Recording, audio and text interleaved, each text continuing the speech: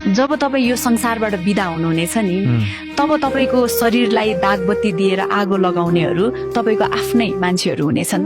तर त्यही आफ्नाहरू तपाईँलाई जलाएर फर्किएपछि घरभित्र पस्नु अघि राम्ररी नुहाउँछन् ताकि तपाईँको छाया, तपाईँको ऊर्जा वा तपाईँको कुनै पनि अवशेष उनीहरूको घरसम्म नपुगोस्।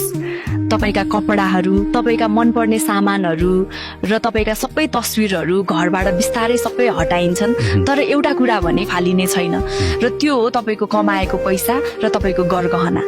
किनकि उनीहरूका लागि तपाईँको यादभन्दा बढी ती भौतिक चिजहरू मूल्यवान हुन्छन्।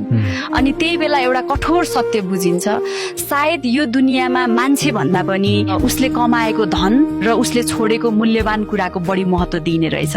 त्यसैले मेरो विचारमा तपाईँ जिउँदो हुँदै अलिकति आफ्नै लागि पनि बाँच्न सिक्नुहोस्, किनकि अन्त्यमा तपाईँले यो दुनियाँलाई कति दिनुभयो भन्ने भन्दा पनि तपाईँले आफ्नो जीवन कति खुलेर, कति शान्तिसँग र कति खुसी भएर जिउनु भयो, त्यही नै तपाईँको वास्तविक कमाइ हुनेछ।